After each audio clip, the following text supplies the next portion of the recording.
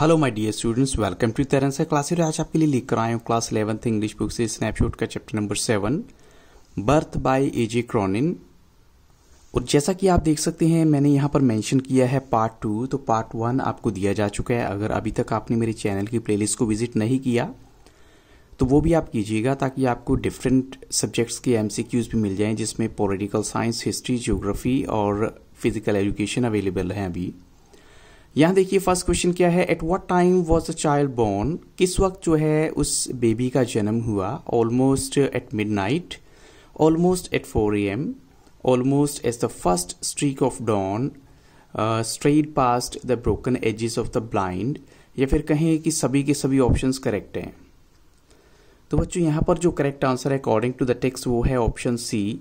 जब जो है पहली जो सुबह की पहली किरण, नॉट सूर्य की नहीं, सुबह की जो पहली किरण है वो ब्लाइंड से होते हुए अंदर की तरफ आती है, ब्रोकन एजेस से अंदर की तरफ आती है, तो उस टाइम जो है बेबी का जन्म हुआ। तो option C is the correct answer. अब चलते हैं क्वेश्चन नंबर 22 के लिए।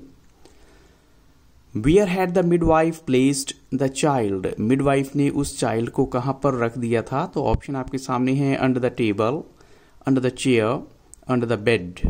तो 3 ऑप्शंस हैं और आपको राइट ऑप्शन यहाँ पर देना है बच्चों।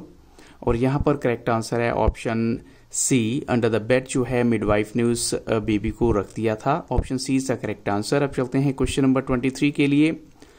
विच स्टेटमेंट इज ट्रू, इनफैक्ट हम कहेंगे which statement is not true about the new born baby. इनमें से कौन सी स्टेटमेंट ऐसी है जो न्यू बॉर्न बेबी के बारे में सही नहीं है। तो ऑप्शन है first, The boy was imperfectly formed. Second option है the cord hastily slashed lay like a broken stem. The skin was of a lovely texture. और last option है the limbs seemed boneless.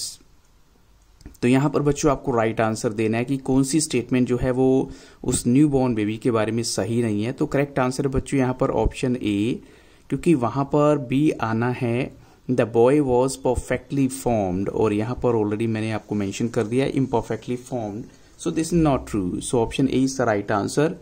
अब चलते हैं question number 24 के लिए।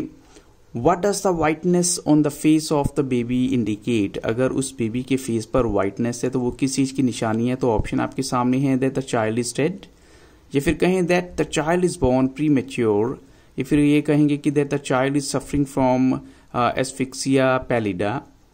तो बच्चों यहाँ पर राइट आंसर आपको देना है, और यहाँ करेक्ट आंसर है ऑप्शन सी कि बेबी जो है वो एक एस्फिक्सिया पैलिडा जो एक डिसीज होती है उससे सफ़र कर रहे हैं। दैट्स वाई उसका जो कलर है वो ऑलमोस्ट वाइट है, ना कि पिंक।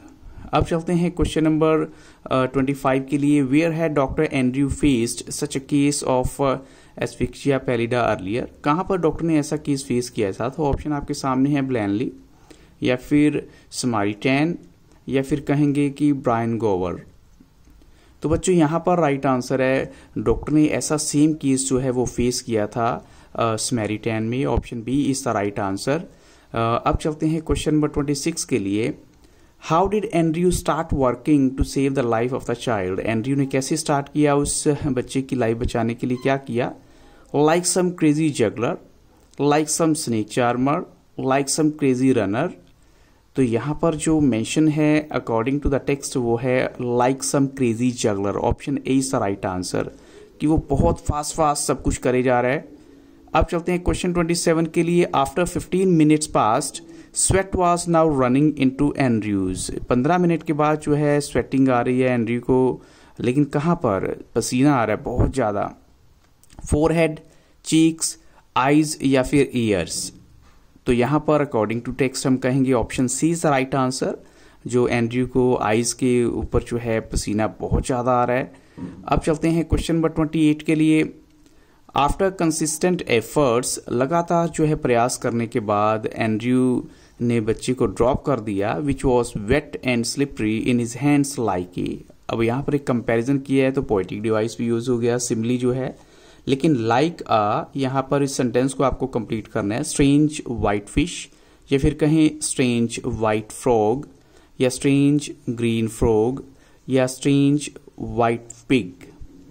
तो बच्चों यहाँ पर जो राइट आंसर है वो है option A, strange white fish जो है। अब चलते हैं क्वेश्चन नंबर 29 के लिए। After half an hours futile struggle, half an hour की लगातार स्ट्रगल के बाद Andrew persisted on one last effort, एक और एफर्ट की तरफ उसने जो है कोशिश की। So which statement talks about that effort, कौन सी स्टेटमेंट बिल्कुल सही है? Rubbing the child with a rough towel, या फिर कहें crushing and releasing the chest with both his hands, या फिर कहेंगे कि trying to get breath into the limp body, या फिर कहें सभी की सभी स्टेटमेंट यहाँ पर बिल्कुल परफेक्ट हैं। तो जो लास्ट एफर्ट को इंडिकेट करती हैं एंड्रयू के, तो ऑप्शन कौन सा राइट आंसर होगा यहाँ पर? Yes, right answer is option D. सभी की सभी बातें जो हैं इस चीज को इंडिकेट करती हैं कि डॉक्टर एंड्रयू ने बहुत प्रयास किए। क्वेश्चन 30 देखिए, why did Andrew turn giddy?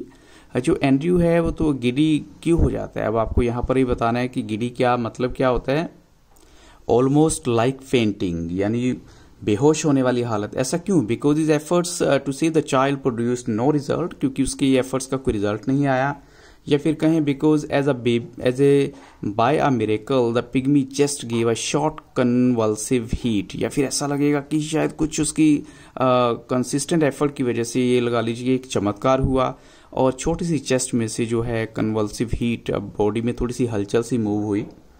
तो बच्चों यहाँ पर जो राइट आंसर है वो है ऑप्शन बी, क्योंकि उसने काफ़ी एफर्ट्स किए और फिर एक चमत्कार के तौर पे ऐसा हुआ कि जैसे उसमें थोड़ा सा जो है मूवमेंट स्टार्ट हुआ है, हीट जो है उस चेस्ट में आई है, फील हुई है। Dear father in heaven who said this, ये स्टेटमेंट किसने कही थी? Dear father in heaven. तो ऑप्शन आपके सामने है एंड्रयू, मिसिज मॉर्गन्स मदर, या फिर nurse.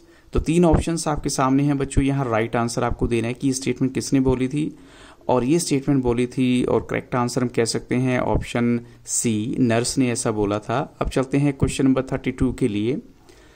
Where did Andrew take a long drink of water? Andrew ने जो है लॉन्ग ड्रिंक ऑफ वाटर जो है कहाँ पर पिया? तो ऑप्शन आपके सामने है at the kitchen, at the drawing room, at the स्कलरी।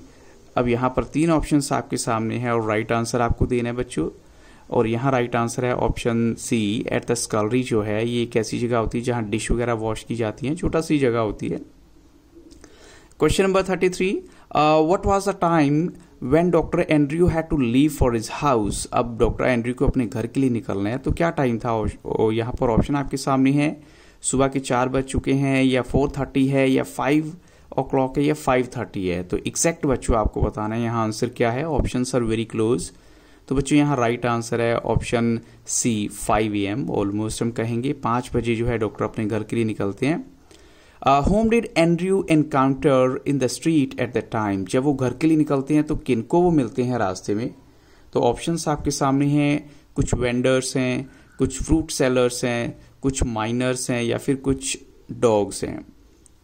तो बच्चों यहाँ पर हम कह सकते हैं जो करेक्ट आंसर है वो है सम माइनर्स, क्योंकि ये लोग अपनी नाइट शिफ्ट कंप्लीट करके अपने घर की तरफ जा रहे थे, तो इनको जो है डॉक्टर एंड्रयू रास्ते में मिलते हैं। अब बच्चों इन्हीं क्वेश्चंस के साथ इस वीडियो को यहाँ स्टॉप करूंगा। I hope so these questions will definitely improve your understanding about the chapter. So अगर वीडियो अच्छा लगा हो तो लाइक शेयर और सब्सक्राइब करना मत भूलिएगा। Have very nice day.